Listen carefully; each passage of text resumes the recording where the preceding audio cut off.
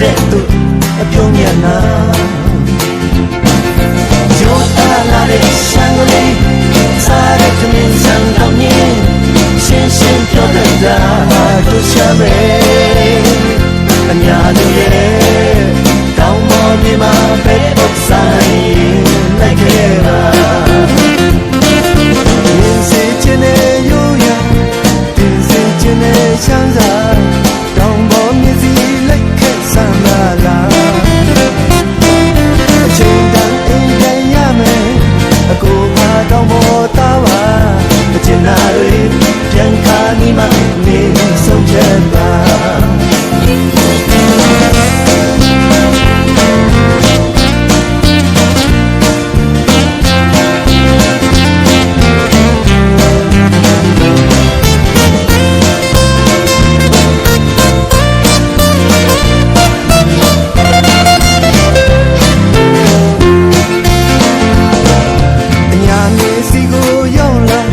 ကျွန်တော်ဟာတောင်းပေါ်သားပါ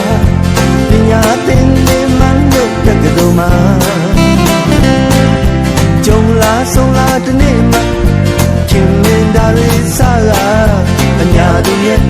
ကျင်နာတတ်တဲ့သူအပြုံးမျက်နှာရိုးသားလာတဲ့ရှမ်းကလေးစားတဲ့သမင်းစံကောင်းကြီးရှင်းရှင်းပြောတတ်တာတို့ရှာပဲအညာတို့ရဲ့တောင်းပေါ်မြေမှာပဲပုတ်စားနိုင်ရင်လိုက်ခဲ့ပါရင်စေချင်တဲ့ရိုးရာတင်စေချင်တဲ့ရှမ်းစာတောင်းပေါ်မြေစီလိုက်ခဲ့စမ်းပါလားအချိန်တိုင်းအိမ်ပြန်ရမယ်အကိုဟာတောင်းပေါ်သားပါအကျဉ်းနာတွေ